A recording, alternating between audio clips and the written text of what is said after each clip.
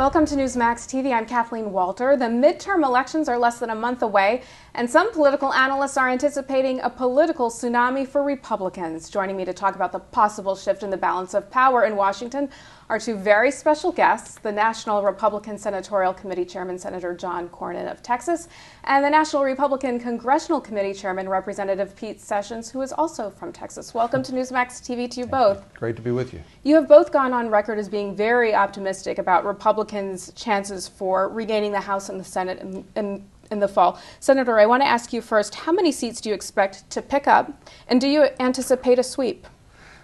Well, we're going to fight for every single seat we can possibly get because obviously we want to get back in the majority where we can set the agenda and Harry Reid can't. But I really think it's probably going to be a two-election cycle transition in the Senate. Although if we have a really good day, anything's possible. After Scott Brown got elected in Massachusetts, my new saying is if it can happen in Massachusetts, it can happen anywhere. Now, Karl Rove is saying that 4 Senate seats are in play that could give the GOP control. These are West Virginia, Illinois, Nevada, and Washington State. Do you have any insights into these races? Well, I feel very good about it, all of those. West Virginia is particularly good because Governor Manchin is very popular there, but he will be basically a rubber stamp for Obama's policies, which are not popular there. Illinois is Barack Obama's old Senate seat, so that's one of those trophy races that I think Mark Kirk will win. Nevada is really at a dead heat where I think the difference is going to be who turns out their vote. And I know that Sharon Angle's voters are a lot more motivated than Harry Reid's. And then you mentioned Washington State. Dino Rossi is running a very strong race. They're going to mail out the ballots here about 2 weeks before the election. And, I do feel very optimistic about picking up Washington State as well. Everyone is watching closely what happens in Nevada between Sharon Angle and Harry Reid. Sharon Angle has a slight advantage, but a very slight one right now over Harry Reid. Do you anticipate her winning, and what does she need to do to win? I think she's got a good chance to win. Unfortunately, she's had to withstand a barrage of negative advertising. Harry Reid's thrown everything but the kitchen sink at her, and I think that's coming here in the next 3 weeks. I think she needs to keep doing what she's doing, talk about high unemployment, 14.4%, 70% of the home mortgages underwater in Nevada. Harry Reid has been a disaster for the state when it comes to jobs and, of course, spending and debt, which are the three issues that people care most about in Nevada and across the country. And Representative, you have predicted the GOP would regain control of the House outright. Do you still stand by that prediction, and if so, by how many seats? We're just a few weeks away what I believe will be a tsunami. For the House of Representatives, I believe that we will go mid-40s and above. The polling data right now, the field information looks very good.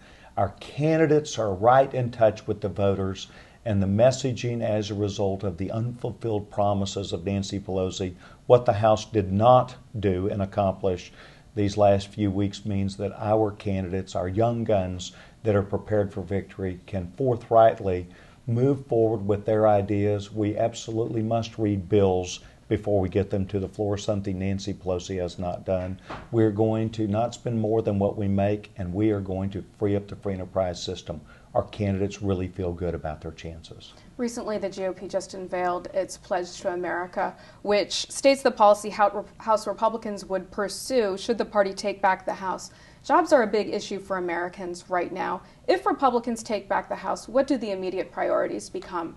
Without any question, the jobs issue is the most dominant, not only problem that we're facing in this country, but really the opportunity where we must go and approach that very quickly. President Obama and Nancy Pelosi's agenda is to net lose 10 million jobs as a result of the political agenda of cap and trade, health care, and card check. We will stop their agenda dead in its tracks, and instead of assaulting what would be employers, we're going to begin working with them. Republicans doubled the size of GDP in 13 years before that. We need to do the same now. Jobs are the key. Senator, President Obama and Nancy Pelosi both promised a vote before the election on the Bush tax cuts renewals, and they obviously failed on that promise. Why did they not take the vote, and what can we expect happening with the Bush tax cuts after Election Day? Well, it looks like Democrats were divided and in disarray because, of course, the president staked out this class warfare argument that you were only going to do it for the middle class, but no one who made more than $250,000, ignoring the fact that about $500 billion in business income is reported on an individual tax return by people who would suffer a tax increase, a bad idea during the time of a recession or economic recovery. So I think the position that both the House and Senate Republicans have is you shouldn't raise taxes on anybody, and particularly now during a fragile economic recovery. I predict in the Senate we'll probably have a vote on this in the so-called lame duck session after the election. I don't know about the House. Pete can speak to that. Chronic unemployment will continue until the investor and the employer is brought back into the equation. That can be done very successfully with across-the-board tax breaks for every single American. We're going to push hard. All right. Well, Representative House Speaker Nancy Pelosi, in comparing the Tea Party to AstroTurf, really underestimated the potential of this movement. What is it about the Tea Party that has the left so upset? And do you see some of the Tea Party ideals as being a cornerstone of the Republican agenda moving forward? I think that what the Tea Party represents is really a confidence by the American people that we have now seen what happens with one-party Democratic control. And people came by the thousands, not just through health care, and a year ago, August, where they came and asked for us, please read the bill, please reconsider what you're doing. Thousands more showed up in Washington, D.C., March the 21st of this year, and said, bad process is a bad economic hit, not only in this country, but also makes Congress look bad. They are after Nancy Pelosi because Nancy Pelosi did not live up to her promises of being open and honest in the way the House would be run, and she's paying the price for that. Voters right now are energized, they're fired up. You use the word tsunami. Folks who want to make a difference in the midterm elections, what is it that they need to do, average Americans, and how can they help the two of you?